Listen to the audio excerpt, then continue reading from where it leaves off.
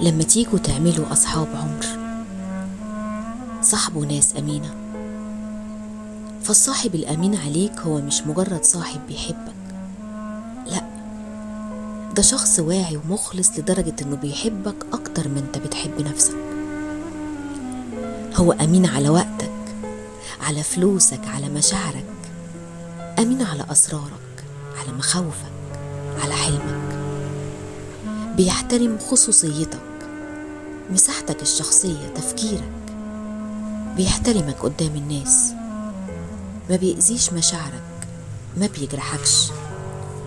دايما جواه مسؤولية شخصية تجاهك، إنه من واجبه يخلي شكلك كويس دايما قدام الناس، يخليك أنجح وأفضل حد في الدنيا، أكتر إنسان مبسوط ومرتاح في الكون. عشان انتوا صحاب.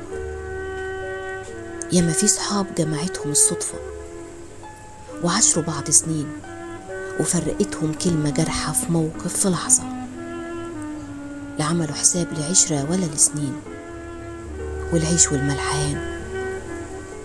عشان تقول فلان ده صاحبي، بيحتاج أكتر من مجرد مشاعر حب وصداقة.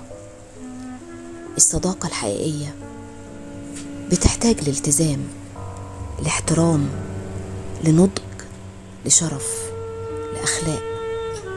ربنا يرزقنا جميعا بصحاب آمنين محبين مخلصين لينا على مر السنين. الصحاب رزق، حافظوا على رزقكم واشكروا ربنا على نعمة صدق القلوب والمشاعر.